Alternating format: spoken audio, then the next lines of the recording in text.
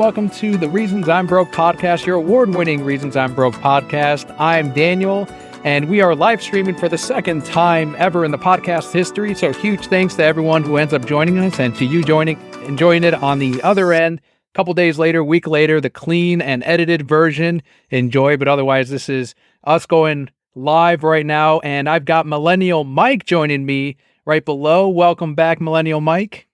Good to see you. Good to see myself on your. It's weird. We haven't done video podcasts except once before, so it's kind of cool, kind of neat, you know. So I like to see you're growing the channel. Yeah, I'm still learning some things. Like I had to put in your I put in a little Vero logo underneath next to your name, so I had to knock that out, and so we're slowly getting it to look nicer, which is it's a work in process. Now that we've got the audio component figured out for the most part, now we can start doing fun stuff like this. But for anyone that is new to the show, the way we format it is we go through a block of news. That's the chunk of the podcast, although this week it is a little bit lighter on the news because we are going to discuss at the very end of the show Arcane League of Legends. That's going to be the latest, one of the biggest Netflix releases, and it is going to be a spoiler discussion, which is why we're keeping it at the very end of today's podcast. And then we're also going to have the Brocap Lock, which is what Millennial Mike and I have been doing in the week, which is reading, playing, whatever it may be. But otherwise, let's jump right into this week's news.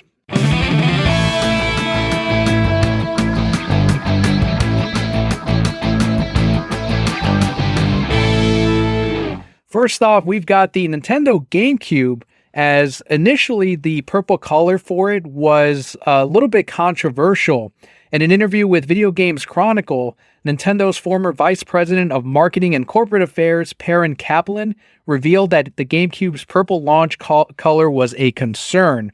And I have a quote here from Perrin who said, quote, "We actually suggested that the purple was not the best to start with, and Japan said, no, we're going to use that. Then we pushed for black and silver because I think in the US nobody had ever really done the purple color before. It wasn't that you couldn't bring out hardware that was a different color, it was just a very female-looking color. It just didn't feel masculine, I think. I remember us being very nervous at E3 that we were going to get bad press purely based on the color," end quote. Do you remember the GameCube days, Millennial Mike, the releases? Oh, yeah. Were you a GameCube guy? Oh, it's the best console. I mean, well, let me qualify that. It's the best Nintendo console. I think the best console I think is the PS2. Okay. But no, I think I still have a purple gaming controller. Those things were durable. They were the most comfortable controllers. I remember I had read back then you couldn't really go on YouTube and type in like first impressions GameCube. I had to read Nintendo Power, and they said that it was the most comfortable video game controller of all time. Then they had it in Toys R Us, like ahead of the release of the system. You can play a demo of Star Fox Adventures, I think back then, Rogue Squadron. And I remember like getting my hands on the controller, and my little kid hands was like, oh my God, this is really the most comfortable fucking controller. Yeah. And like you said, they were durable too. Yeah. The only issue, and if you played a lot of GameCube, you'd know this, is that the rubber tips, if you really use them a lot, would come off. And underneath the rubber tip was like this very hard thin plastic piece. And they would get really jagged at times. And, you know, they would be sharp. So when you'd be playing, you know, you'd like cut yourself. You have blood on your controller. That's how you know you're a real gamer. That's true. I never played it that much. I played a ton of GameCube, but I never had that problem. But I used to see that in like the McDonald's or Burger King consoles where they were just out in public. And yeah, that C-stick was completely just a plastic nub. Yeah. So yeah, good times. I do remember the purple color being kind of a big deal because for a long time after the GameCube released, they had trouble getting rid of that image of Nintendo consoles are for kids. And they were working really hard here in the US and North America to say, we've got Metroid Prime, we've got Resident Evil 4, look at these adult games. You can buy those too. This is not a console for kids. As they're showing off this purple controller with like a little handle at the top so you can take it with you like a little lunchbox. In the past, I don't think Nintendo really necessarily, they actually always had like the pro gamer, you know, like Nintendo has the best graphics, like back in the early Nintendo days. And then later on, it was what like Sony do what Nintendo don't and all that kind of stuff later Yeah. on when like I guess what the PS2 3 era, then that's when things kind of took off, on the competition.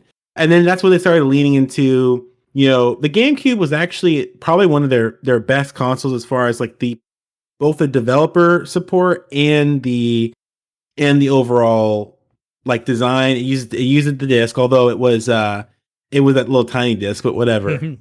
But I don't know. That's interesting. After that it was the Wii, then the Wii U. So Yeah. they kind of took them a while to get rid of the kid persona or whatever, but Yeah, it kind of moved on to being a family console with the Wii, and they had like the moms right. on there and the old people The playing great. bowling, and Yeah, yeah. yeah, it really No. captured the genre. And now it's like back to a handheld, a console for the gamers. I feel like that's what we're getting out of it. It's no longer something that they're trying to make the Wii crowd get into. And I think they realized with the Wii U, those people were not coming over to that new console because to them, and I remember working at GameStop when the Wii U came out, and they all assumed that it was another peripheral for the Wii. They were like, okay, Yeah, is this like another controller? No, it's a whole new console. And they wouldn't quite right. comprehend that because it just says Wii U on it. Right. Yeah, they need to do what Sony did, and they need to have like a super powerful home console, and then they need to offer the Switch as their portable, powerful on the go console, and then you should be able to link up your Nintendo Switch the to the main console, so that way you can use that as Wii U kind of peripheral, where you can play the games, touchscreen, do the whole thing. That would be fantastic. That way everyone gets what they want. Yeah, I think, and that they were asked about that recently about their Nintendo Switch because they were like, okay, this seems like a home console, but it also seems like a handheld, and they're like, there's no two releases for us in the future where this is it, Mm, where this is our handheld and this is our console. So I think the days of like the DS, the 3DS, the Game Boy Advance, it's now the Switch. And it right. seems to work out fine because most people play that on the go, which I don't. I barely play the thing. It's more Kelly's console. I don't see So myself she taking plays that it on the around. go. She's not playing while she's driving, is she? No, what she does is she'll play it in the bedroom, but she'll take it off the dock and play it like a cell phone or like a Game Boy Advance. Right. So I Yeah, don't know if yeah. that's just more convenient for gamers, but I like having it on the TV, having the big screen, and having like a traditional controller. But I'm definitely in the minority. We also have more Star Wars news this week. More Kathleen Kennedy, as Lucasfilm head Kathleen Kennedy has confirmed in an interview with Empire that there are plans for the sequel trilogy characters. She said, quote, "Certainly those are not characters we're going to forget. They will live on, and those are conversations that are going on with the creative team as well," end quote.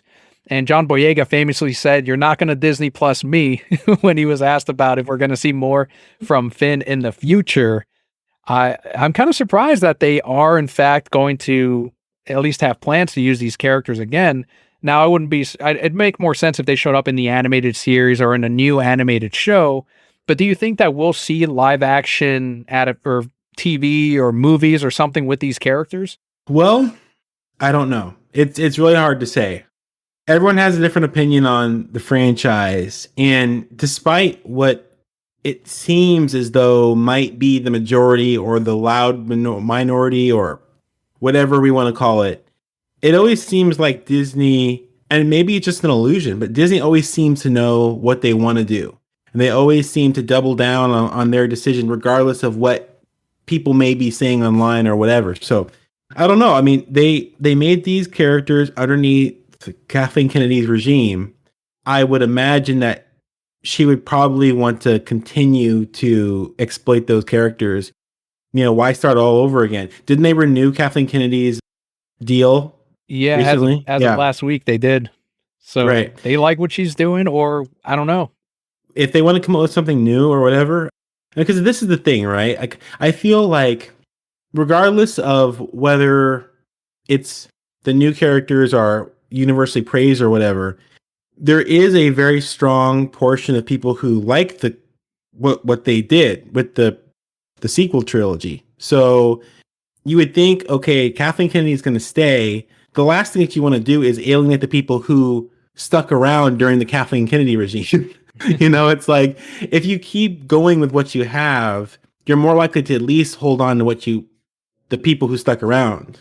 I doubt you're going to win back people who kind of let Star Wars go after the pre or the sequels, but I do think you're not going to win them back, but they will be there to watch the next Star Wars thing, because that's of something I've course, learned about Star Wars fans is, as much as they will bitch and whine about the new trilogy or the old trilogy, and now there's new generations coming up who this right, sequel trilogy is their Star is Wars. theirs. They're still going to be there for that next Star Wars thing. Mhm. It's very much like Star Trek fans, even. I know a lot of them don't like the new show, but they'll be there to watch it because it's more Star Trek. They'll take bad Star Trek over no Star Trek. And it's the same with Star Wars. Yeah. They'll take bad And Star Wars DC. over no. And Well, some of yeah. those, yeah, I don't know about and us, Marvel. but yeah, the MCU, Right. sure. I'm definitely not in the majority there. I can say that, but yeah, I think that's kind of fandom in general. I think is that like wherever the discussion is, that's where the people are. You know. I still haven't seen episode 9, I think was the last one. I don't know if I'd be there for another trilogy or a show. I haven't even seen The Mandalorian or any of that. I don't have Disney Plus. So to me, I it's haven't like, either. Yeah.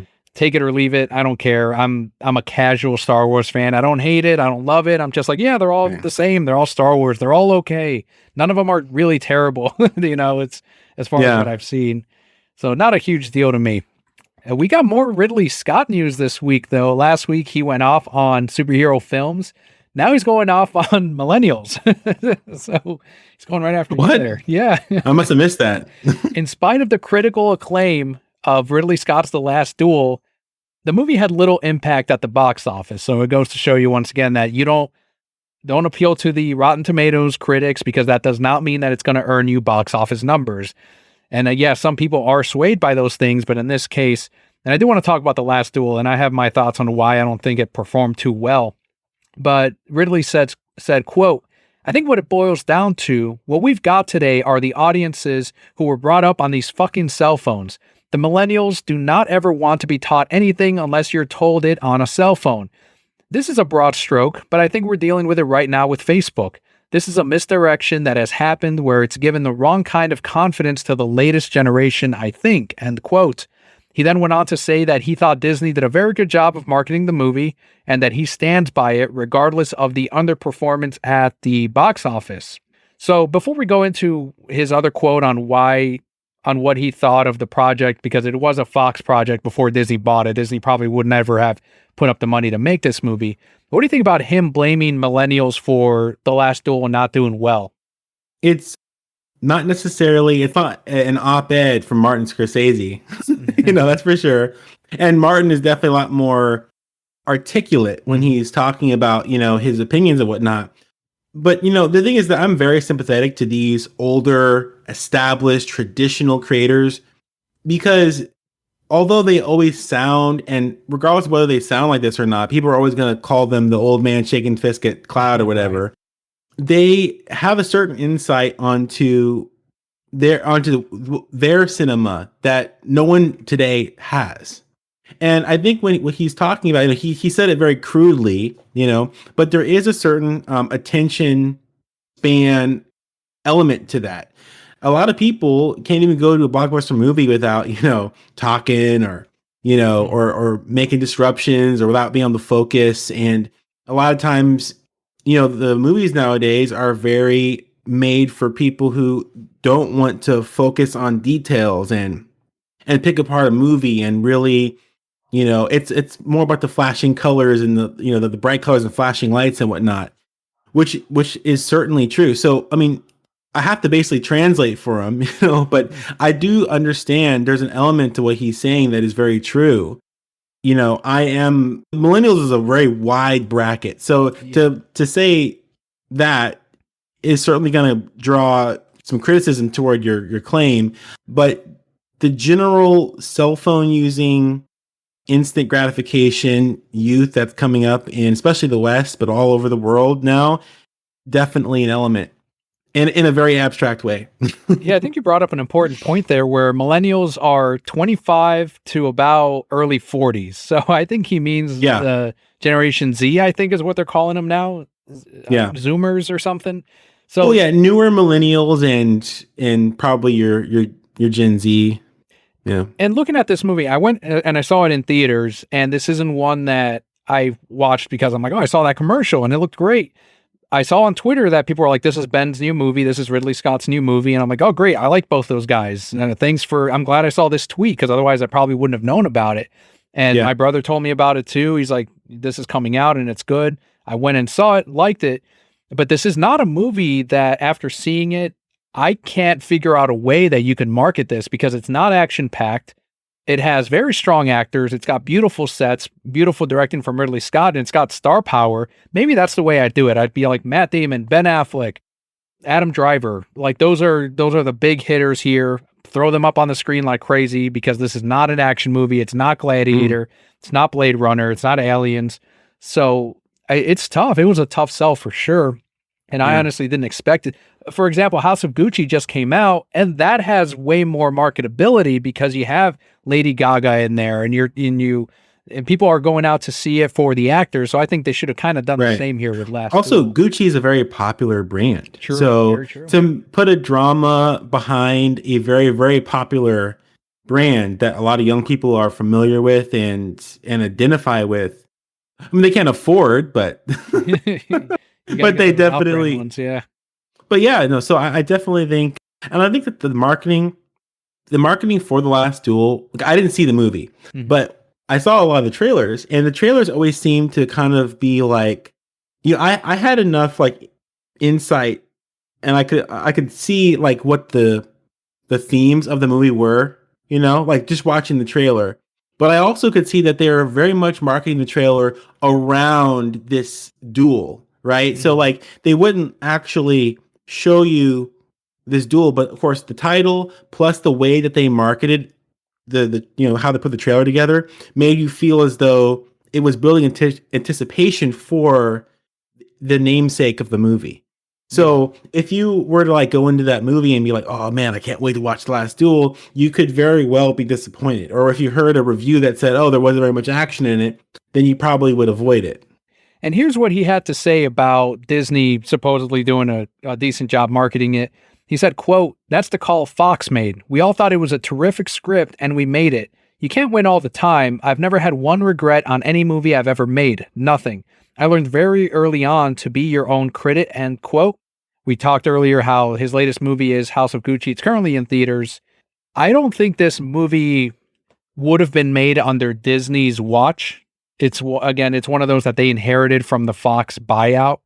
So I think they're just kind of releasing them, doing a light job of, I don't think they marketed it well personally. So I kind of disagree with Ridley, and I know he wants to blame it on the audience, but I am at least glad and a little bit sad that maybe this movie wouldn't have been made. Maybe he would have gone to another studio and they would have made it, Universal, Paramount, whomever. But to me, there's also that shot of like now with one less studio like Fox, there's one less shot at trying to make these movies. And I know we have streaming. I know there's tons of options still, but to people like Ridley Scott, you'd want to have that huge budget, big studio behind it, big name actors, and then launch it. In regards to like them releasing movies through 20th Century Studios, I think that we will get more movies like The Last Duel, and we will get more movies like House of Gucci. I don't see any reason why Disney won't release the movie. Now, I think the biggest question is how much say will they have over what is in the movie itself? That's something that's a lot more hard to put your finger on, and you really can't. There's no way to actually say, yeah, this movie probably changed these ways. There's no way for us to say that, but I think it's a much more realistic kind of like, thought is like, okay, Disney will probably release movies like this. They'll probably do Aliens. They probably will do something in that franchise, but they're probably going to focus more on, PG-13 movies that focus more on being able to be expanded upon, do spin-offs, market it, make toys. They're going to focus more on those kinds of things. So, and less about the cinema that maybe we're familiar with. Yeah, I was going to say, we're going to get ready for Comedian Aliens. Get ready for, it's going to be like that last Predator movie that came out from Shane Black. Did you see that one? Yeah. I didn't know. Oh my, good, because I went in, Shane Black, awesome. I like the guy. And then I came out like, what the fuck? This was literally MCU Predator. There were jokes all over the place. And apparently there were a ton of reshoots or rewrites, so it wasn't even what he really wanted to make. But movies are getting funner. Yeah, brighter, funner, and that's exactly what Predator was. Yeah. More from the world of Ridley Scott. He did confirm that a Blade Runner TV show is in the works.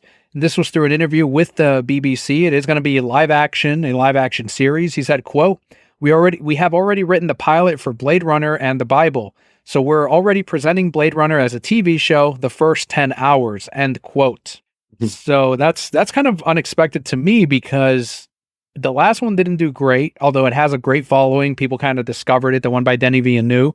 But it seems like a franchise that a studio would be like, yeah, the name's huge, but do we want to put a big thing behind it after the last one didn't seem to do too well? I'm not surprised. Blade Runner, recently they've actually made 2 different anime. They made an OVA, Blade Runner, and then they're actually in conjunction with Adult Swim and Crunchyroll are making a series that comes out every Saturday called Blade Runner Black Lotus, like a CG animation, which I'm watching, and so far it's pretty good, like a mystery set in the Blade Runner franchise. So they've seemed to be very open about even extending Blade Runner into anime and TV and things like that. So that making a live action television show doesn't seem to be far from their current path with Blade Runner.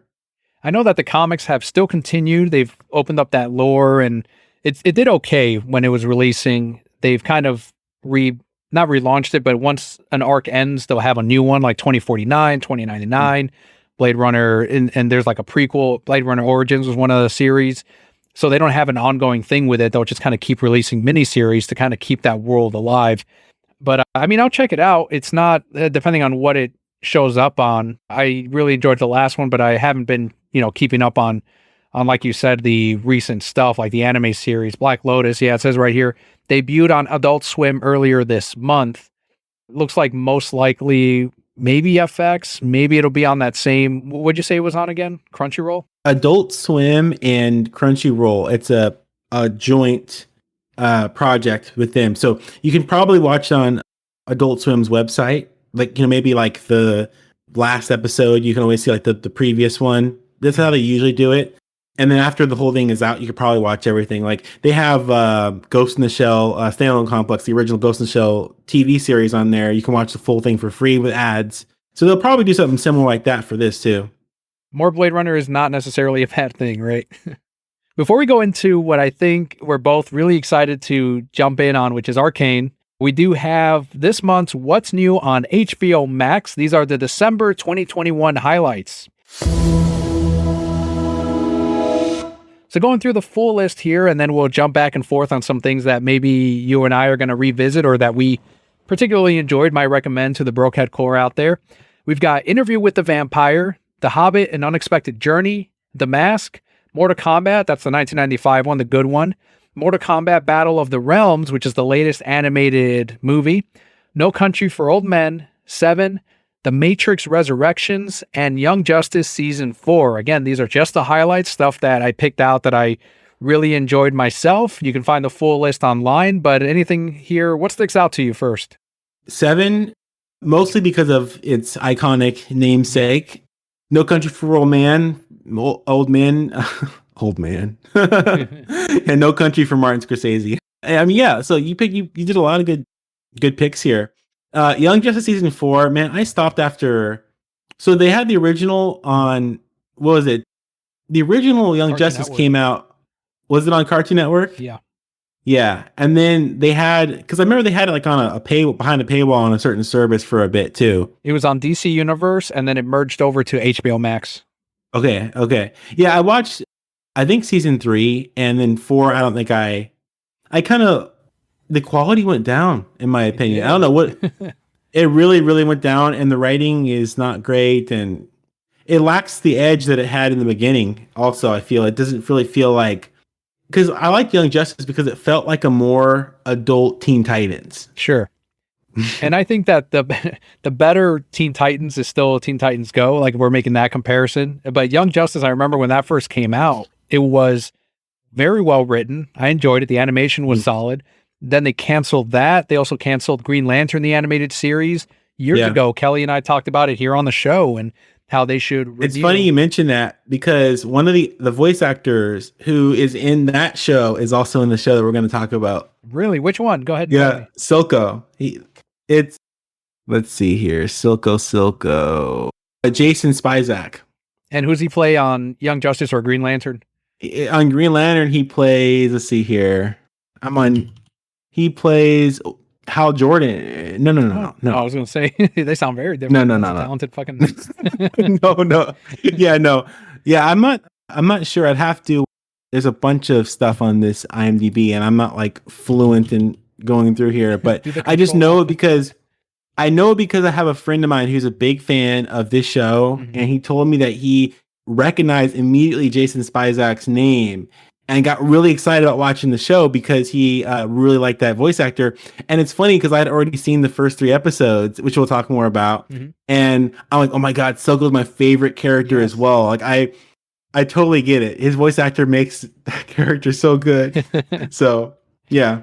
But when we were talking about how these shows got canceled, Kelly loved Young Justice, but I was like, renew Green Lantern the animated series. That's the shit I want to see. I want to see the Razor become a Blue Lantern, find Aya. It really left on a cliffhanger. You see the Blue Lantern ring kind of fly off towards the camera and into space. So it's telling you that he's going to become a Blue Lantern. And we got one episode of fucking Sinestro voiced by Ron Perlman. And I'm like, that's my fucking favorite Green Lantern is Sinestro. There's so much here. And everyone was busy pushing for Young Justice. They got Young Justice. So I got a resentment here of like, but Green Lantern was way better. Yeah. Probably more expensive to produce though. I feel like, cause that was such that was a minute ago that show came out. And I feel as though I've watched it. And if I haven't watched it, I can't believe it. Cause there's not like a single DC thing I've never watched previous to like, I can't even remember. Previous to like Justice League. Like pre-Justice League, I watched pretty much any DC TV show, cartoon, all that. So, but I feel like I have seen it before. But yeah, that's a throwback for sure. Interview with the Vampire was one that I watched as a teen, and I'm like, this is a good movie. Like, no, I went and revisited, and it's fun, but it's not like, I wouldn't put that in my top 50 or 100 movies of all time. But I don't know why I really enjoyed it back then, too, is it was a different type of vampire movie. There wasn't like mass killing or a hunter or anything. It's told from the vampire's perspective, which is kind of unique as far as movies are concerned. Went back and read the book, saw the differences. It was the gayer with the characters, whereas the movie was like it was like, no, there's not really a thing there between Lestat and Brad Pitt. I forgot his character's name, but in the book, it's pretty obvious that there was a relationship there. So I'm seeing those differences, and I kind of want to go back again because it's been years since I've seen Interview with the Vampire. I showed it to Kelly after she was all about Twilight, and I'm like, those aren't really vampires. Let me show you a different vampire movie. Showed her Interview with the Vampire. Yeah.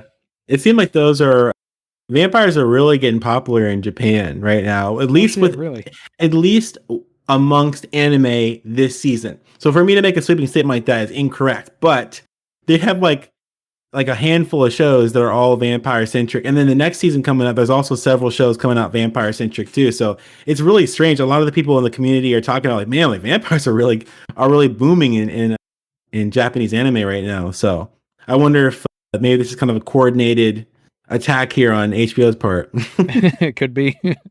And I really wanted to put Mortal Kombat 1995. Let me ask you, do you enjoy Mortal Kombat 1995? Do you think it's a good movie? I have only seen GIFs. I've only seen like, wow. I've never seen it. No, I know it's a cult classic, but I was never like the one who's like, oh, I need to see it because it's a cult classic. It looked bad and I didn't watch it, but everyone was always telling me like, oh, it's the good kind of bad. It's like, it's really wacky and goofy and something that they would only have created at that time. It's like very much a product of its time. Super 90s. And I still stand by. I'm like, it's not even so bad. It's good. I'm like, I think it's a good movie. Like it's legitimately like, I enjoy it a lot. Who directs that? That I don't know. What's his name? Yeah, it's the guy who does the original Mortal Kombat movie was the same guy who does the Resident Evil movies. No, that's not the same director. I know who you're thinking of. It's not? I don't believe so. No. No, if you want to because Google that one, but I know who you're yeah, talking about. you're right. It's not. No, it is. Yeah, it is. Paul W.S. Anderson. Who did he's the one who's married to Mia Yep, Jovovich? Are you it's sure? him. Wow. 100. IMDb. Yeah, I know this because lately, because that Monster Hunter movie came out, he directed that, Yeah. and was people were solid. talking about whether he could. Yeah, I think so as well. And people were talking about whether he could make a video game adaptation. And I'm like, well, I mean, he's the only one who's ever made a good video. Yeah, You several of know? them. Exactly. So there's a lot of controversy about that. I'm not sure if you kind of tuned into that, but No, I didn't, yeah, so people don't like him because for of several reasons. okay. Because they feel like he really fell off the wagon with the Resident Evil franchise. One, and two, he bothered making a Monster Hunter movie, which is a huge Monster Hunter movie fandom, and they're like, oh, like we don't want him doing it. And then three, there's some people who also really are holding a grudge against him because of an accident that happened on set with a stunt woman, which is serious and legitimate. But people feel like he's also like culpable for that situation, being that it was on his set. There's a lot of just like kind of controversy around him right now. Well, none of it's look, whatever happened on set, accidents happen in movies. I'm going to stand by the guy. I stand with him, Paul. I mean, W.S. Anderson. That's a good part to end it right there. Let's talk about Arcane now. This is going to be full spoilers. So if you haven't seen Arcane League of Legends on Netflix, I would recommend checking it out before you check out this episode. So that's why we left this at the very end, so that you have a chance to check it out. And we have been going back and forth a little bit on Discord with our thoughts, some decisions that I disagreed with, and you have been really liking the show. And I got to give you a lot of credit, because I would not have seen this show at all if you hadn't been on the podcast, hadn't been hyped about the trailer, showed me the trailer right after we recorded. And I'm like, all right, I'll check it out. And it had me interested enough to watch the whole first season. And this is all spoilers moving on forward here. Are we still sisters? Nothing is ever going to change that. And I know we're going to have some disagreements on some of the characters, actually on a lot of the characters, but don't break my heart. Yeah, on Discord, I know you were like, I was giving you grief. Yeah. No, it's cool. It's cool. Actually, it's funny because to be completely honest, I'm really, really populist with my opinion this time. Like everyone likes the show. There's not been a single detractor of the show. As far as I can tell, I've watched almost every video you can watch on YouTube and looked at reactions and reviews higher everywhere. So if you have some legitimate criticisms, maybe I need some of this, this kind of criticism so I can actually see the show for maybe what I'm missing. But no, it's good to have differing opinions. So here's my main thing with it. I think we can all agree that the animation is fucking beautiful.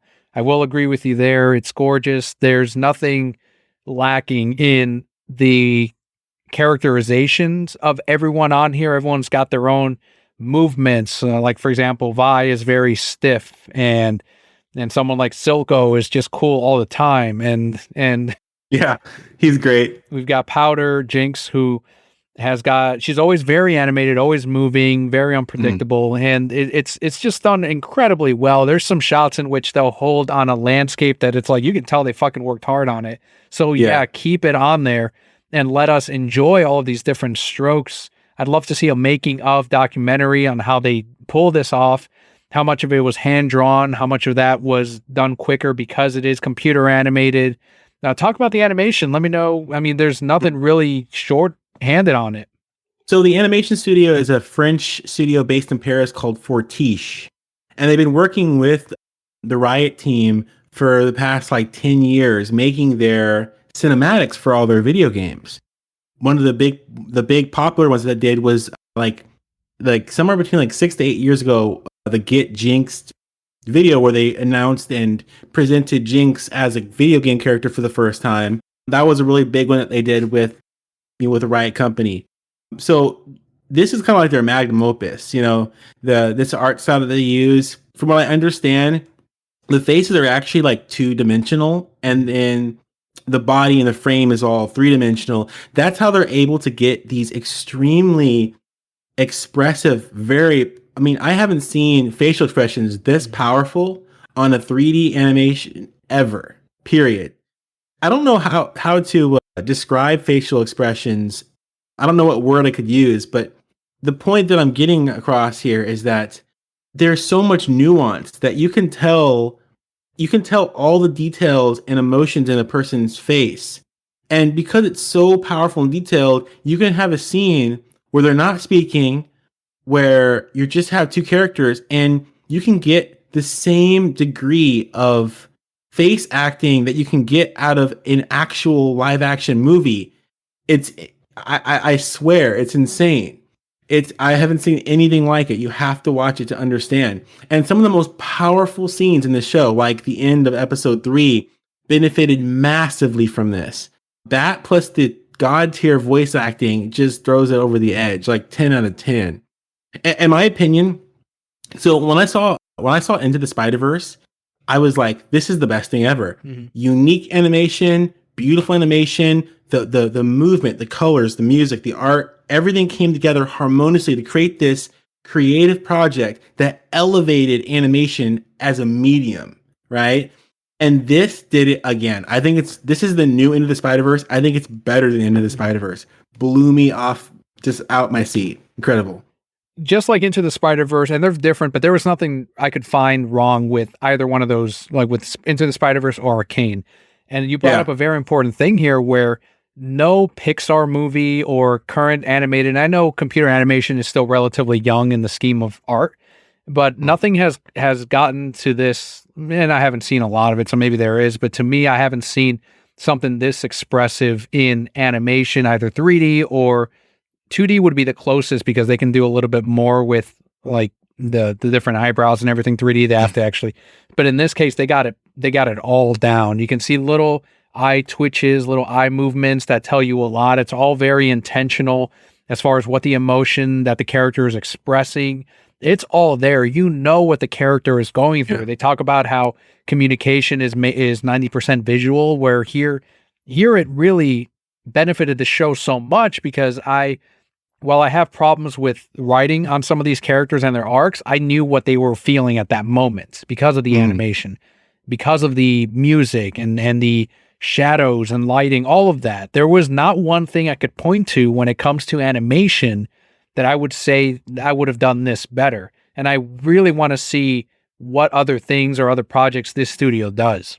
Let's talk about editing, because another benefit that you get with 3D animation is the ability to have everything in a fixed place and then move this, virtual camera around and through the sets and the characters as though it's an actual movie, massively lending to this very cinematic feel that you can't really get from a 2D.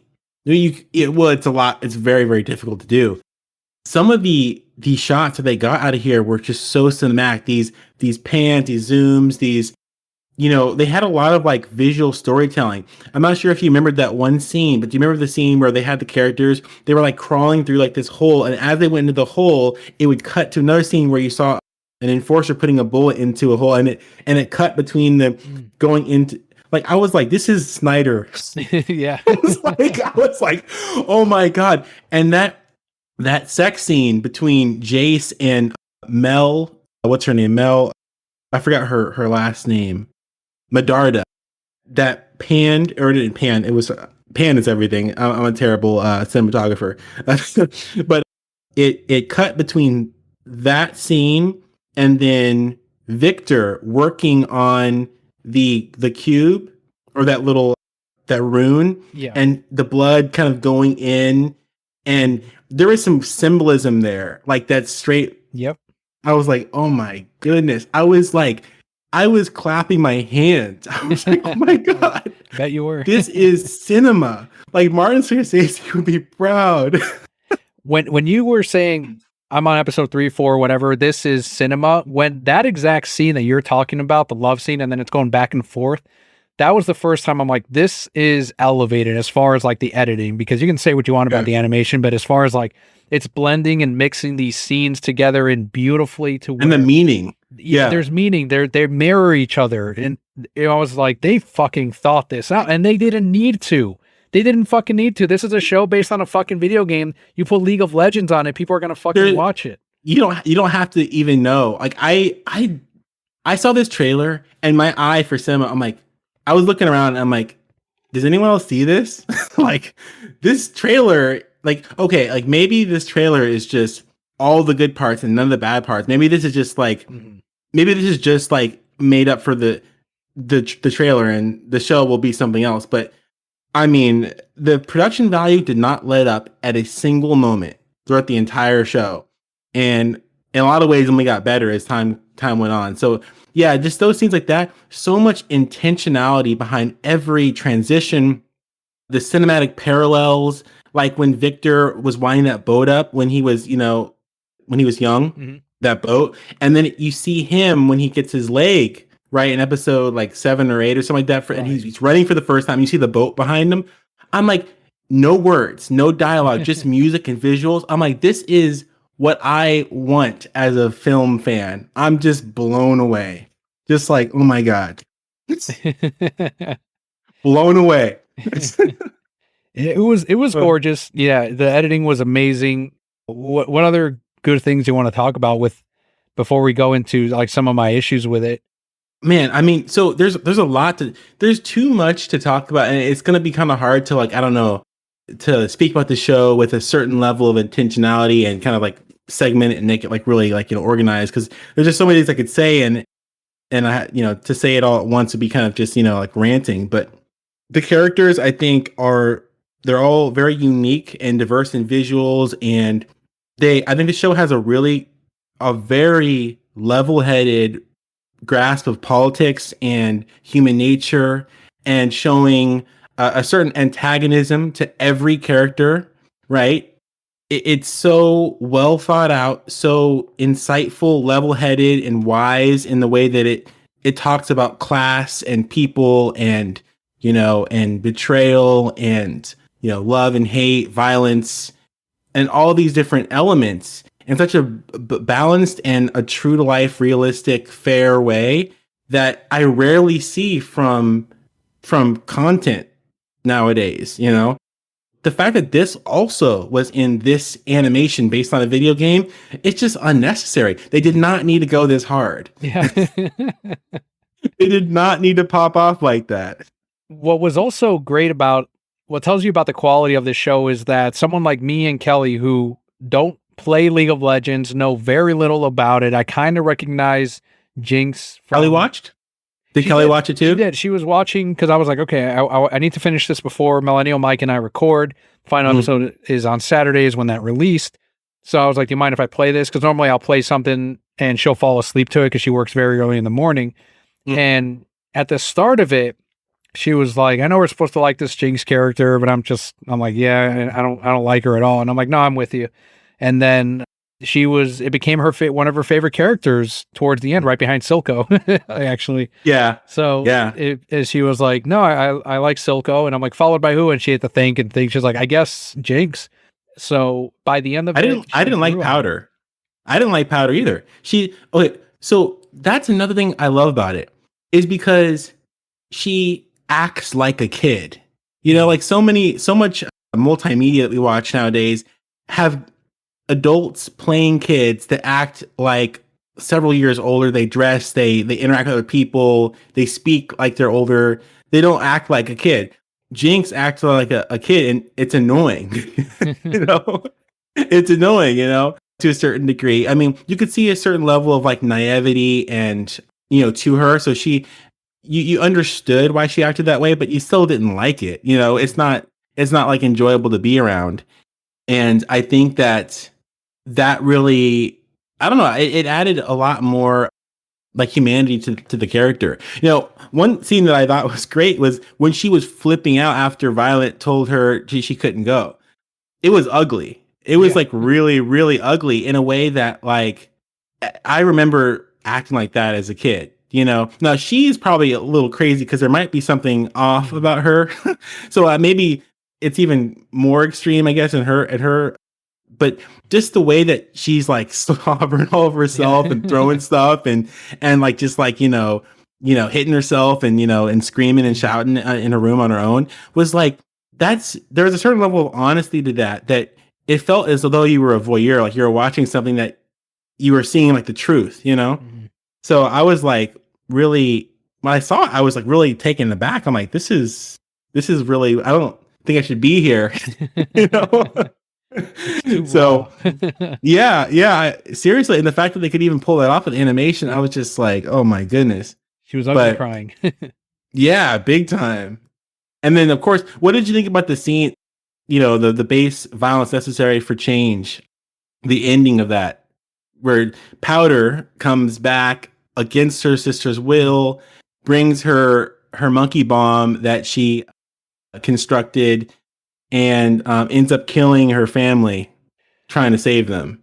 Right. That's one of those things where I wonder how differently that scene would have gone if she wasn't there. If she, like when they were like, you are a Jinx. And when she says that, you really are a Jinx. And I'm like, yeah, she is. And then when she beat the bad guys, I'm like, maybe she can be a Jinx to them. Fuck Power. Yeah. right. Their Yeah. lives. Yeah, she really, I mean, in the end, she really did. Right. Yeah. Even they didn't she was not getting along with any of them. No. And she's highly antisocial. And like, I can't even believe Silco even managed to kind of deal with her. She's super volatile. There was a deep love there that Silco had. I think that's what it really is, because, it's one of those things where, like, you talk about family, you'll back up a family member. If they do horrendous things, you can separate yourself from that horrendous thing they did and still love them because they're family, and I think that's where Silco and Jinx, where he wasn't even like tolerating. It's like, it was his family. It was someone that he deeply connected to. And at the end of episode 1, when he takes her in, and I'm like, oh shit, he might kill her. And then he doesn't, and he instead takes her in. He's taken aback by that hug. And at first I'm thinking it was a twisted, like, okay, this is a bit of Vander that I can take with me and corrupt type of thing to continue doing terrible things to Vander in a way, to his memory, by taking in Jinx and making her one of these assassins like he had with him, these hench people.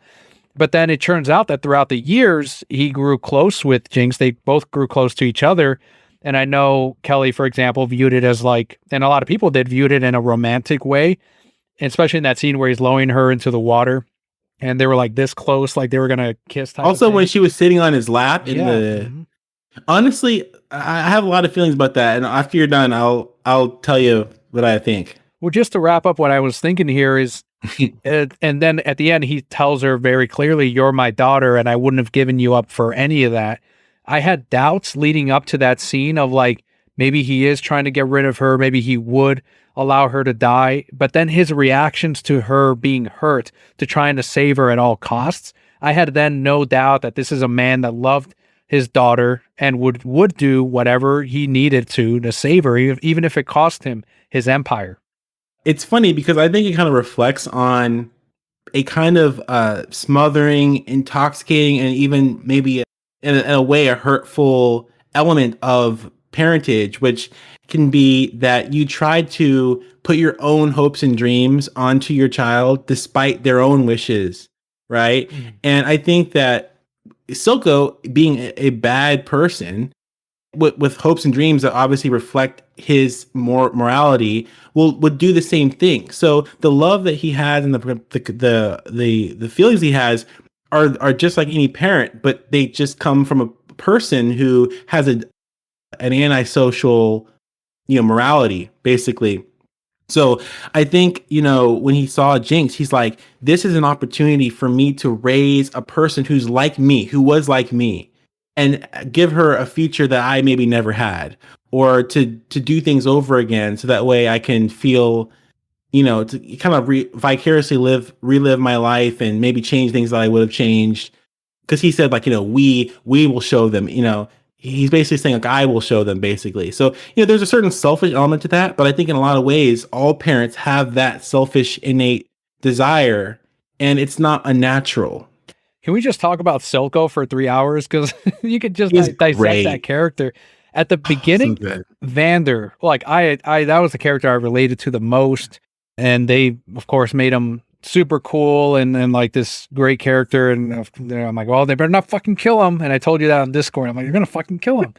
They killed him, and then they Silco comes through at the very end with this scene of him getting hugged and taking in powder. And I'm like, all right, well, this Silco guy, we'll see what he does in episode 2, but he kind of has my attention.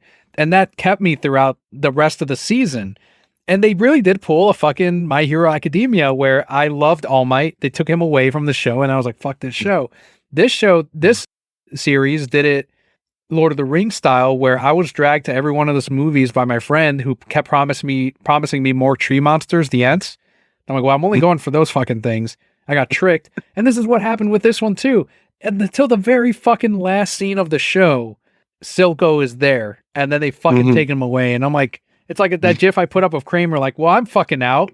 Like the one thing I had going for like, I'm like, this show is great as far as the animation, but the only character I care about is Silco. Everyone else is very vanilla, except for Jinx. And I'm like, and now he's gone.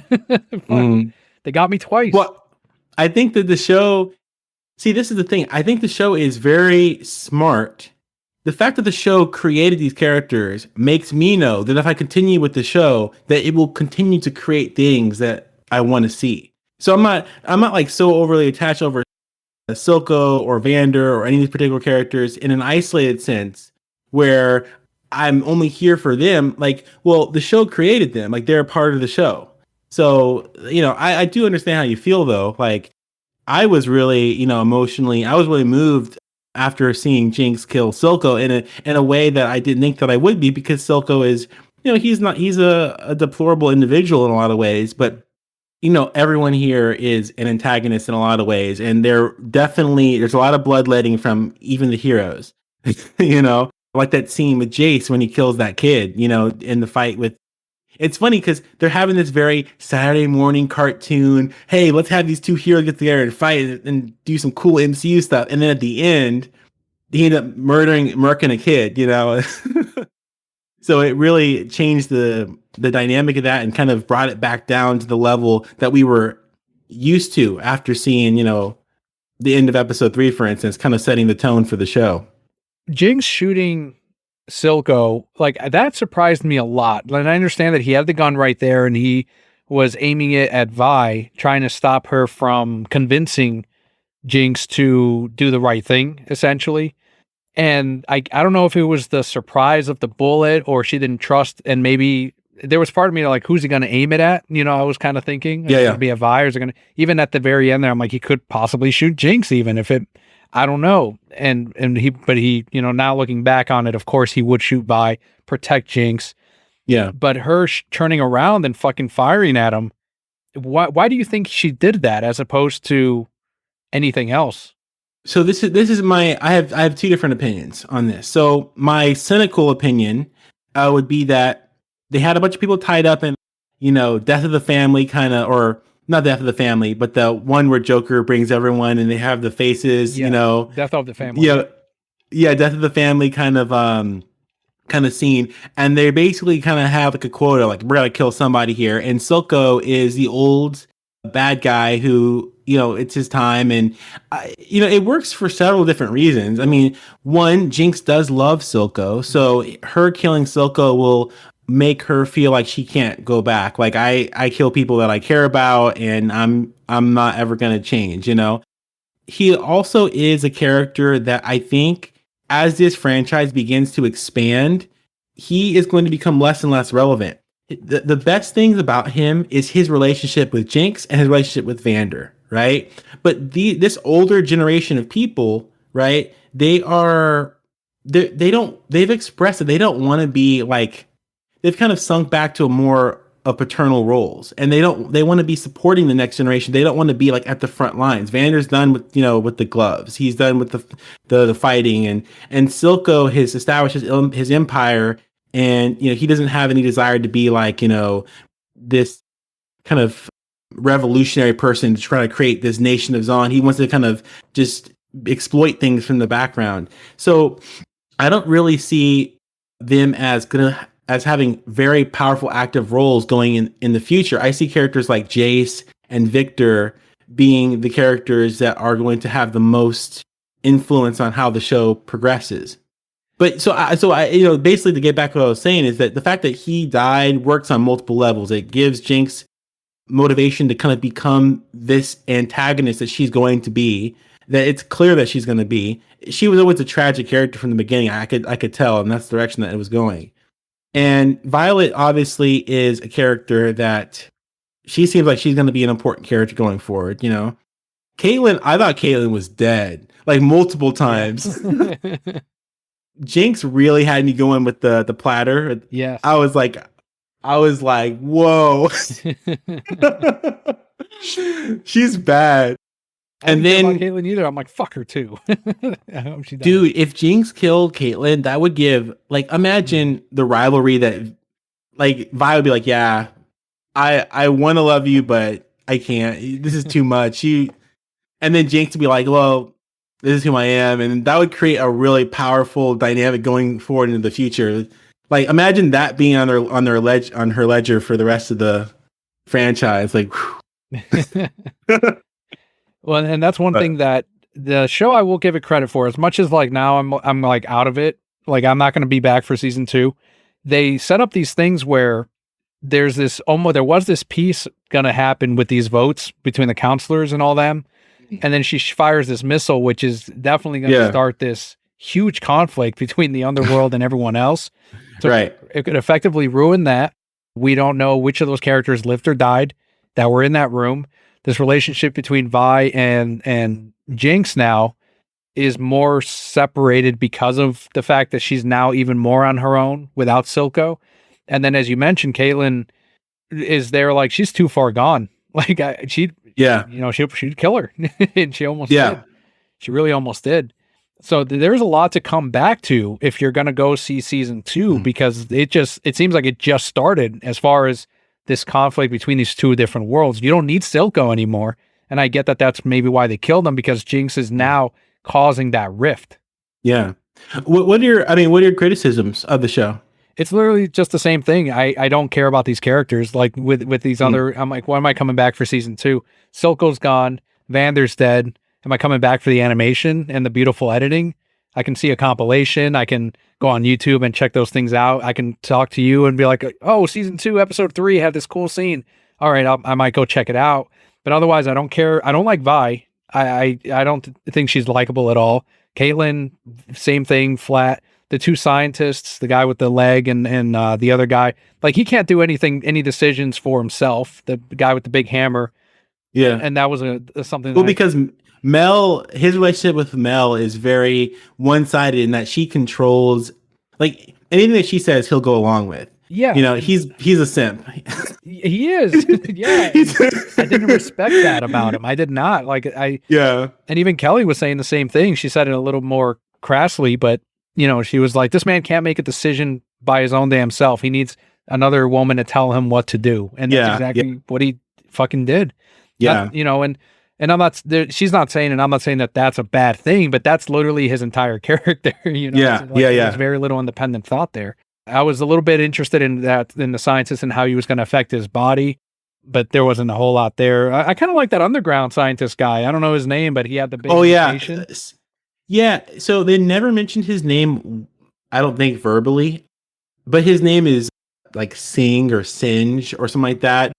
If you turn on the subtitles, it'll say also he's a character in the lore. So he's an actual character. So yeah, no, he's, I like the fact that he's kind of like the MacGuffin maker. He turns you into whatever you're going to be, which is, he's kind of a plot device in that kind of way.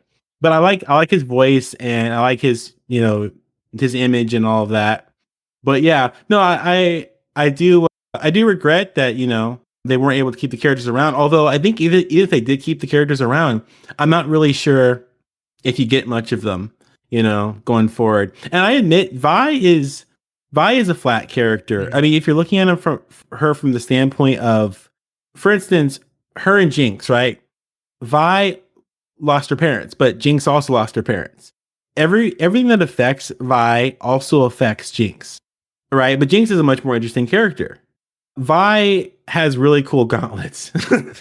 I'm guessing those are from the game or something. Like same with that big hammer, because they all looked out of place in that world.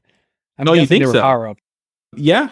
I think that's her. Vi is a character. She uses those gauntlets, and Jace uses the hammer. And what other characters? And I'm guessing Jinx Echo. using her. Echo. Oh, I don't know if Echo had the skateboard in the game. I don't know. I don't play the game. Yeah. I don't really know much about the game. But that scene between Echo and Jinx was incredible. Yeah, that was great. Yeah. Kelly thought he died. Yeah. From what I understand, his power is he has the ability to go back in time. So what they did there right. So what they did there in that scene to appease the fans, kind of foreshadow what his ability will be, right, is to actually have him reminisce on the time when they were fighting together in that flashback, and then him use that as a way to, right. So they and then that scene where the clock he had and then it switched. I was like, wow, that was ambitious. But yeah, no, I really regret that, there's not any characters. I hope that in season 2 they add some more, I guess, mature, fleshed out, in-depth characters that you can maybe come back and enjoy. But yeah, I would agree with you. If you like those specific things, those things are definitely not going to be there from what I can see. Yeah, and I think what the other characters I was talking earlier, like they were underdeveloped, like the ones that I'm like, well, maybe I could have found, and Jinx is probably the closest to it. But one of her aspects that I liked the most was her relationship with Silco.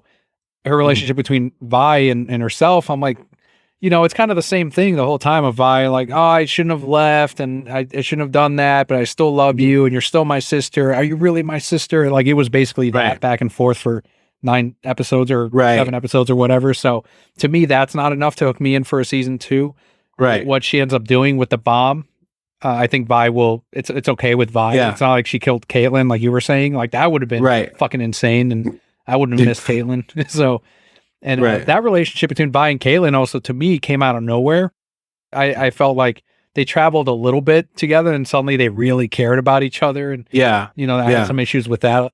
And then, I mean, like I mentioned earlier, the 2 scientists. I like what's her name's mom a lot. You said she comes from that land and she's fucking tough. Oh, Mel's mom. Yeah. Okay, when she said I was allowed to sample local cuisine, I was like, Jesus Christ. And that guy's like, I was like, whoa. I was taken aback for like 5 minutes. I couldn't even believe what I was seeing, I think with Game of Thrones. And she gets up naked in front of the other guy. Yeah. I mean, and her voice actor, her design, the scars and everything, and just like her presence and all that is really, really intimidating. Yeah. Like, you don't want to mess you don't want to mess with her. No. So yeah, this is actually criticism that I think some people have made of the show, is that there's too much going on. Interesting. They cram too much in the show. And I think that might actually be an issue that maybe is resulting in some of the feelings that you have, because if they focused less on the world building and trying to paint these broad strokes about, how things operate and all the people that are in the world, and focus a little bit more into the individual relationships between the characters, and they flesh that out more, then I think that it would be a lot more of a deeper show as far as like the character work is concerned. I think that they managed to touch on a lot of themes that we were talking about earlier that I found to be pretty impactful. But yeah, you don't get a lot of really deep characters right out the bat, because there's so many characters to touch on. Yeah. So many B plot characters. So for you, obviously, when they get rid of a character like Silco, which we both agreed was our favorite character up until that very end, there was obviously enough there for you. Who would you say were your next 2 characters that you're like, all right, I'm attached to these Victor. 2 I relate? So Victor. Okay. Yeah, I really like his character a lot, because a character dealing with his own mortality is innately interesting. Mm-hmm. And he still seems like I like the fact they didn't turn him into a villain immediately. Like, I'll do whatever it takes to keep myself alive. And I thought that was a very mature piece of storytelling. That on top of that, he still has a relationship with his friend Jace. And Jace, I don't respect him for his relationship with Mel. I think it's very impetuous and it's very shallow. And I think that he's being controlled. And it's clear Mel is a leader. Like she takes that from her mother. She's manipulating him. You know, she really has the power in that relationship 100%. And that's what they're going for. Although it doesn't make me respect Jace, I do like to see him making some decisions on his own. As far as like they made him go off and experience a little bit of what war is like, so that way he'd have a visceral reaction to it. So that kind of felt like it came from his own experience and not so much from Mel. I am interested in Mel because her and her mother, that's a really great relationship. And I like how, it's like, why did you, I forgot what she said. Like, why'd you cast me off or something like that? Or why'd you try to protect me? And then she said, because you made me weak, And I was like, wow, like that. I like this relationship going on. And she's also a great way to kind of expand the world. She has like this very global mindset and like this wider picture mindset. And she deals with other royalty and relationships and other, nations and whatnot. So that could be a really easy way to kind of expand. I think that what will happen is Mel's probably going to die. You think so? Like in that. Well, yeah, the missile is coming. You see like her sparkling almost as though it's kind of like giving extra attention to her. She's right in the line of that missile. I mean, also imagine if she dies and her mother blames the council or whatever they were doing. Oh, yeah. Like imagine the bloodshed. It's woof. I can't even imagine. Because it seems like she'd be ready to go after. She was ready to just. She had no respect for this country, and she. Yeah, I could see her waging war for the death of her daughter or whatever might happen, or injury. Maybe she's forever like paralyzed. Sure. Yeah. I mean, they can pretty much do whatever they want with that. Yeah. I mean, there's a lot that I can see them expanding on. Victor and his whole story. Do you remember Heimerdinger was talking about like, oh, I've seen that rune thing before. And it reminds me of this, like this past, this history of this, this dark time where, magic went out of control and we had to rise above that.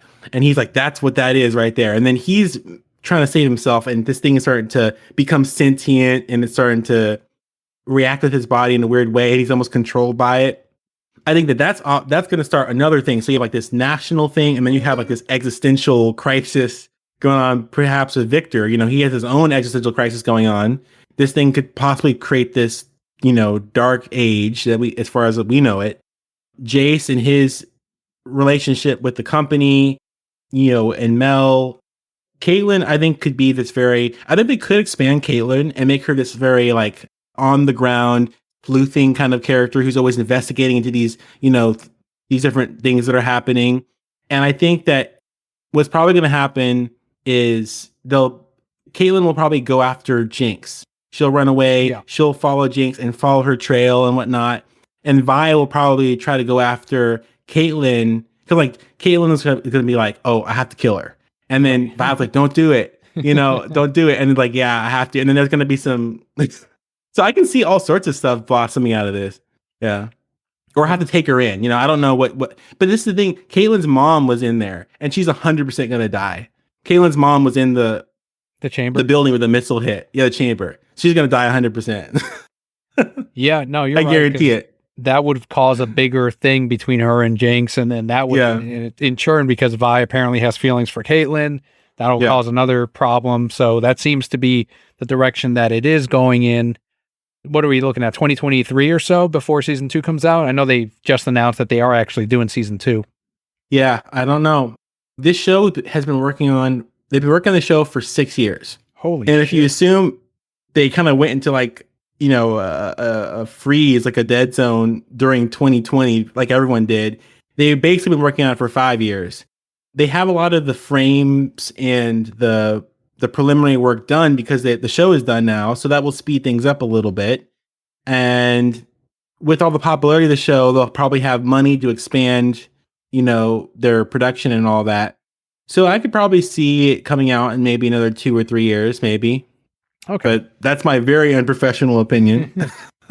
Well, yeah, and I think it's like you said. I mean, there's their assets are already in there, so Yeah. I'm sure there's going to be a lot of speed.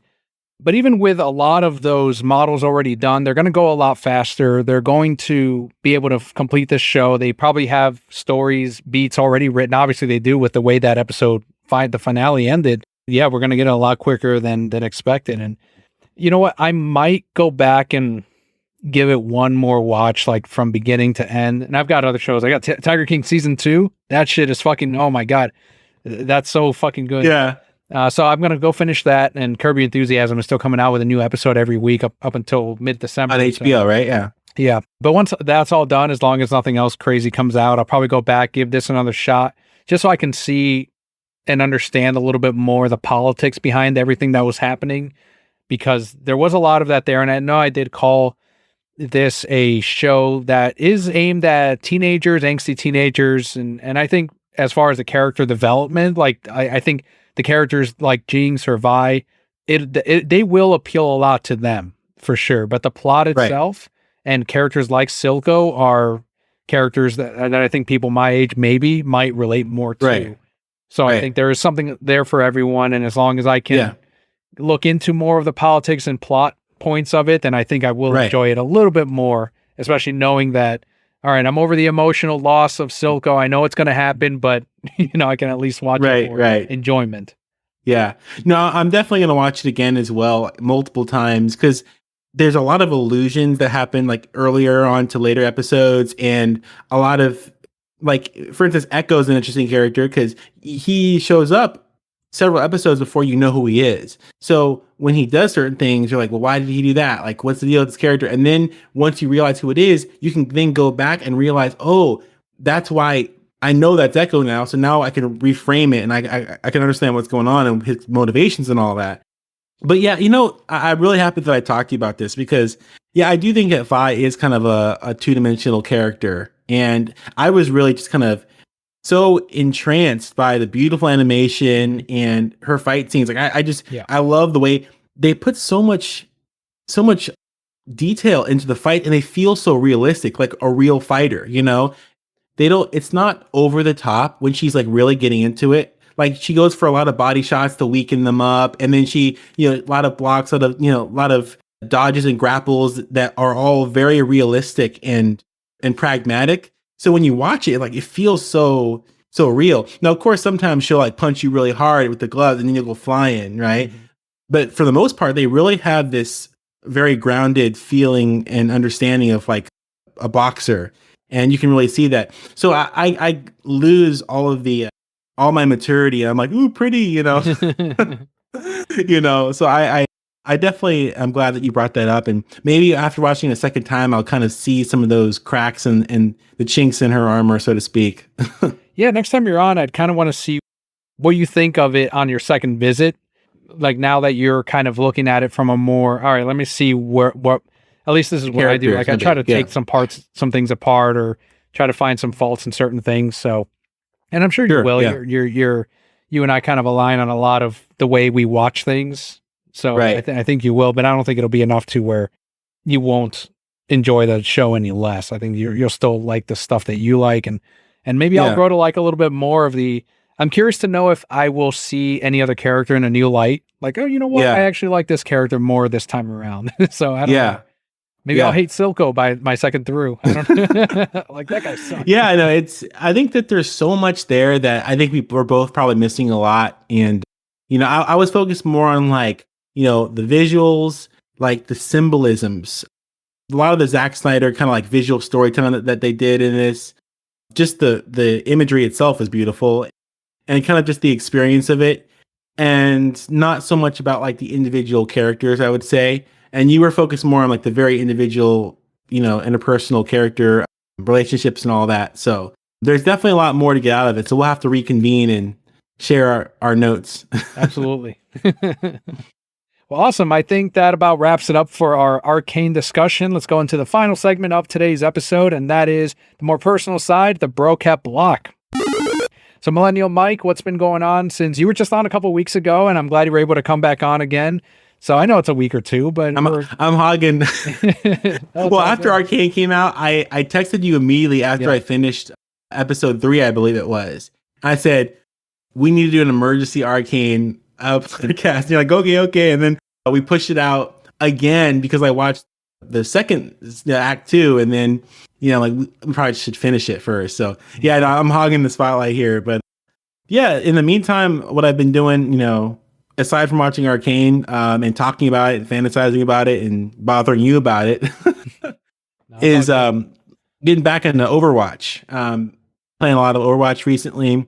Halo Infinite came out. I have a good friend of mine who has his own podcast, or he doesn't do it quite as much anymore, but he's a big Halo fan. So I recently downloaded that and been playing that, quite a bit. So that's kind of been, when I'm not, working or whatever, it's usually those two things. Haven't been watching, and then of course, as I say every time I'm on, watching a lot of anime, same shows. We're in the same season as we were.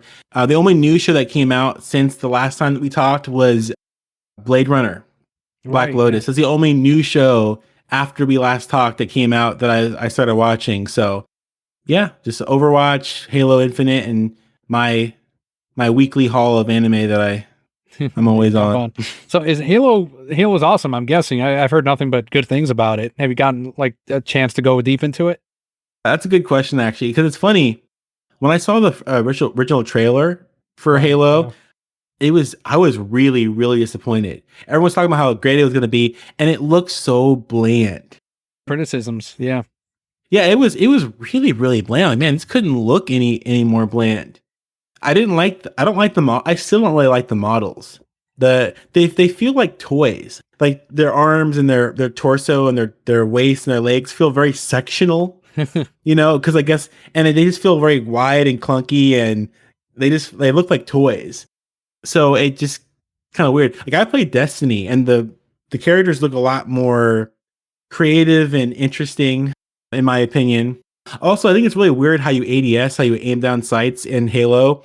It kind of just like zooms the screen in a little bit, and your gun doesn't change position. Like you don't like change position or anything. It just kind of like zooms in. Your gun's still here, and it just maybe if you're a big Halo fan, like the way that this plays the way that you like it, and it's kind of nostalgic. But I play a lot of first-person shooters, and it just doesn't feel as intuitive. But I will say the online play is great, and if you play with PC, the synchronicity between PC and Xbox is just perfect.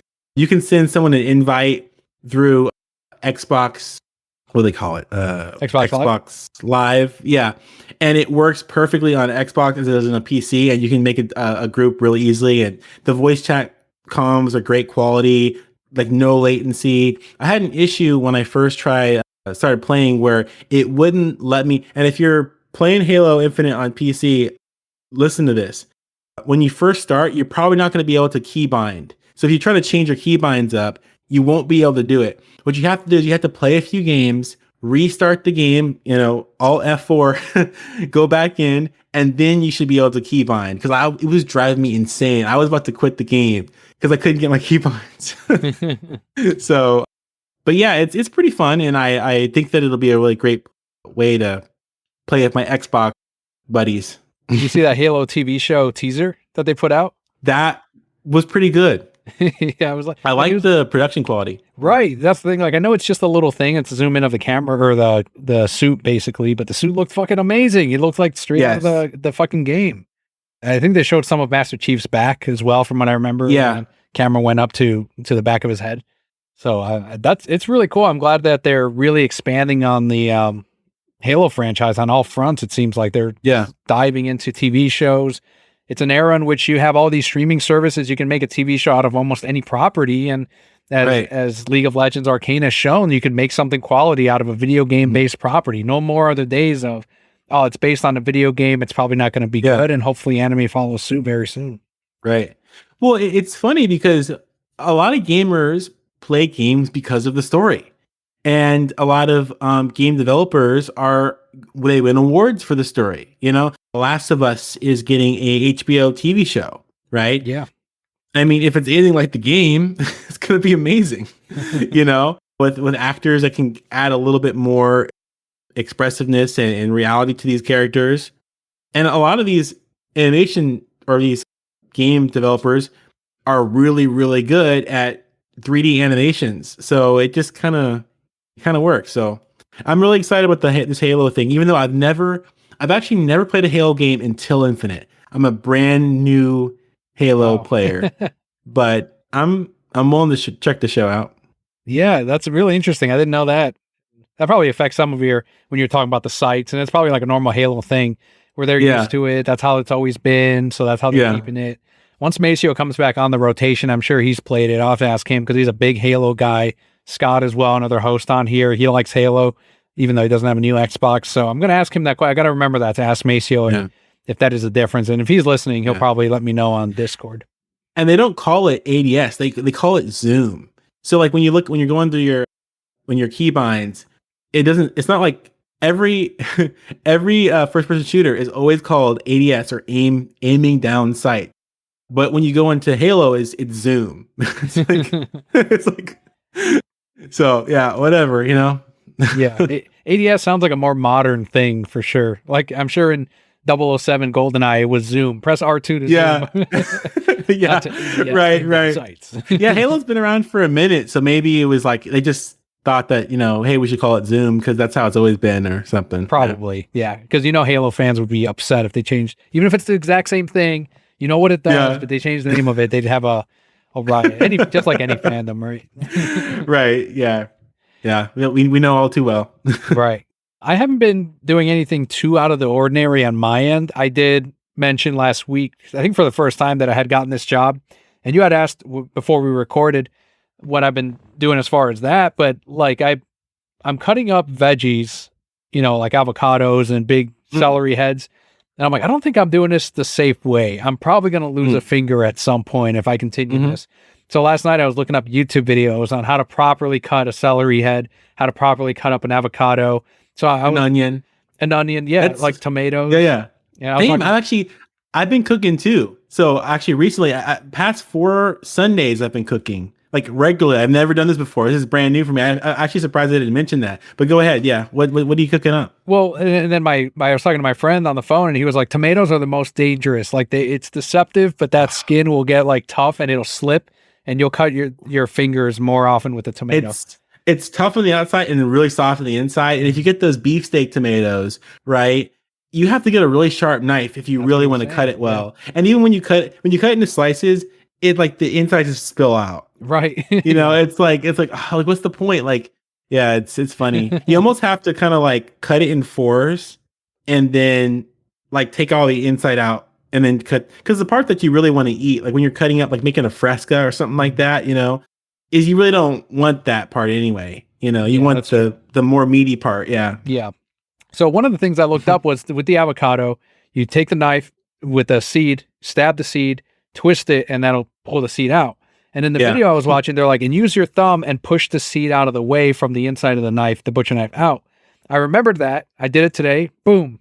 No problem. Twisted the core off. I'm like, that was a lot cleaner than me trying to spoon it out or using a knife to kind of cut it out.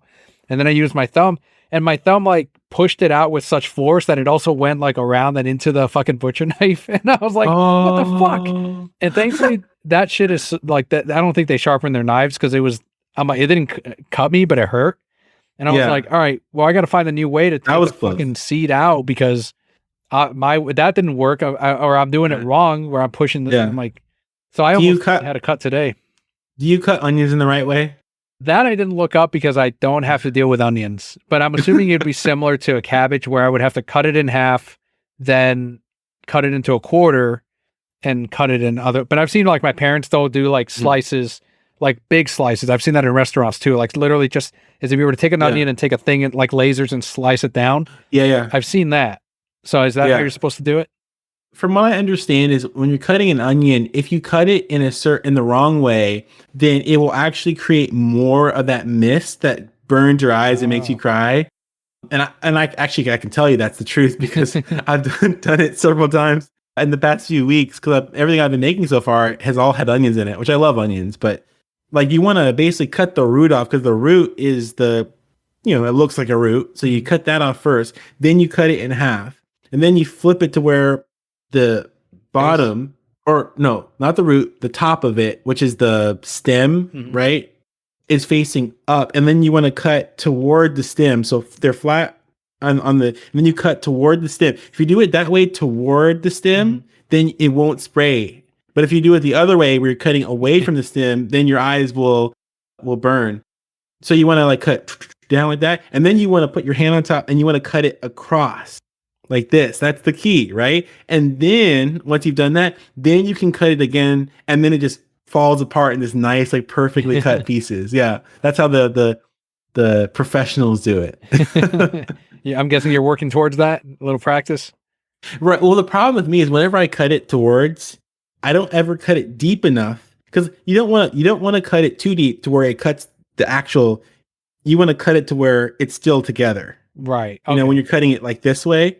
So whenever I do it that way, and then I go inside and I flip it this way, and I'm doing the third cut, when I get toward the end, I always have this big chunk because I didn't cut deep enough.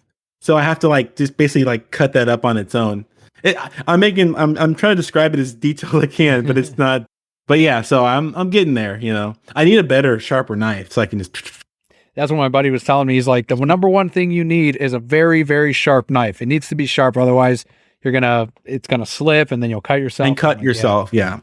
Yeah, so that's what he was telling me. So as of yet, still nothing. I'm doing all right, but I think it's a matter of time. I even have like a cutting glove, and today I didn't have it because I was washing it. I'm like, oh shit, I forgot to grab it. Today's the day something happens.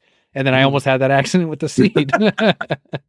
Yeah, no, those close calls are always like a wake up, you know, like, oh my God, you know, that's what they're talking about, you know, make sure your knives are sharp and all that. Yeah. So get a food processor too. They have some on sale. Ninja makes one, and I think it's like half off or something like that in most places, but it's got those wide, big tops that go on the blender to where you can stick food in there and process it really easy. So great if you're trying to cut stuff up quick and make, you know, sauces and stuff like that. Well, great. This has been Cooking with Reasons I'm Broke here, featuring Millennial Mike and Daniel. So that's what I like about the Brocat block, though. It could be anything, you know, it's anything going on in the week. Fun. I want to thank you, Mike, again for coming on. I want to post the outro song. I do want to talk about Cowboy Bebop a little bit, just because I know you've seen it. I watched the first 3 episodes. Perfect.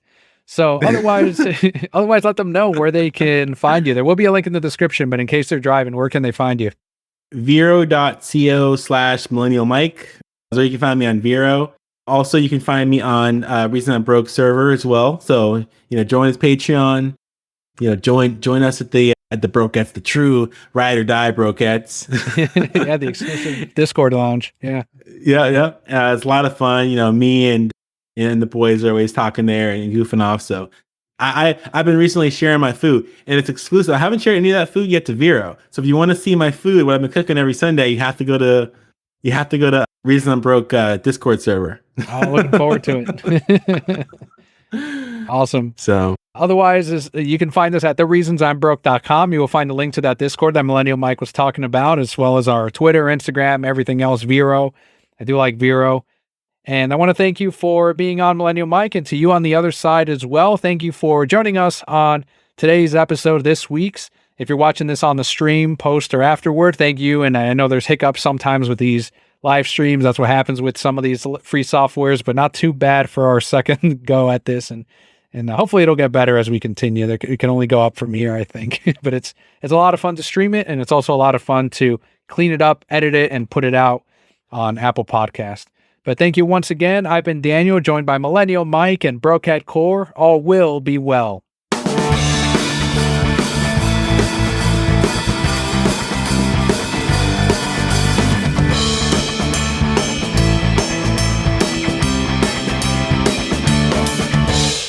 All right, some Cowboy Bebop talk, just a little bit, live action, very divisive. There's been, I know Scott has not liked it. He hasn't seen it, he doesn't have Netflix, but he, along with Twitter, we're talking about the dialogue that's in the show and some of the episodes.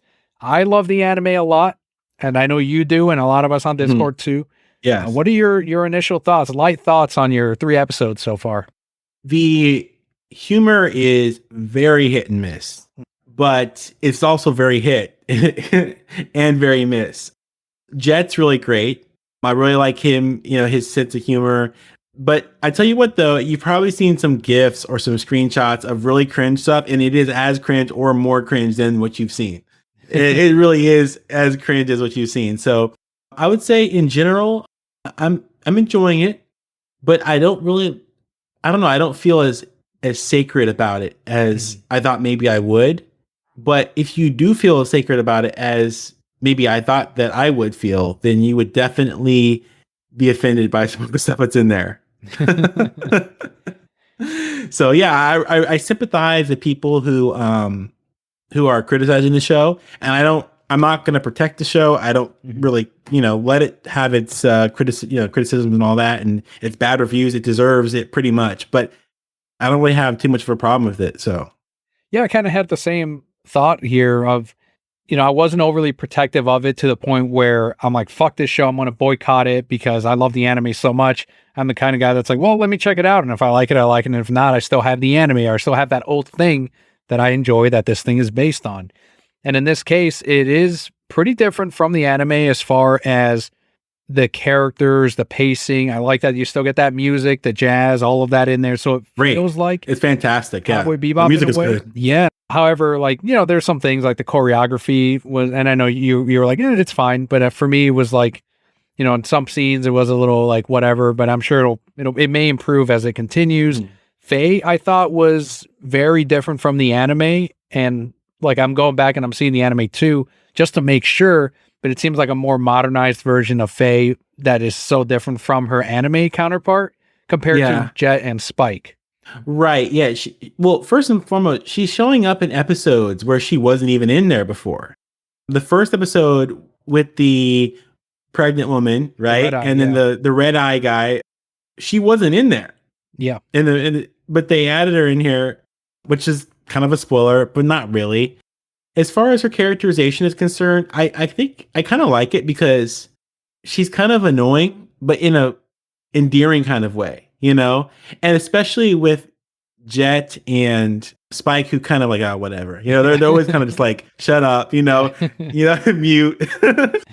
I think that's actually kind of funny. I wish that they would have, in her costume, hinted to her original appearance through color schemes a little bit more to kind of make it seem a little bit more like the character. I know the headband is really iconic that Faye had, the red headband, and I think she has it in the new one, but it doesn't really stand out a lot. At the same time, this show is very like Sin City in a lot of ways. It's very like noirish in Sin City. It's very dark and grungy and grimy, as opposed to the animation, which is more cartoony, which is fine. I don't mind that. In a lot of ways, I prefer it that way. So I think that the changes that they made are okay, but they seem to be more drastic. Also, I didn't like Faye. I don't like Faye's look in the animation. I think it's weird and it's too bright and it's like it's really weird. I don't really like it. So interesting. Yeah. No, it's good. Well, cool. I think we both agree. Yeah, it's fine. You said light thoughts. Yeah. No, I'm with you. But yeah, it's whatever. I actually thought I was going to feel a lot more severe about it than I do, but I don't care. Yeah, no, that's good. That's a good thing, I think.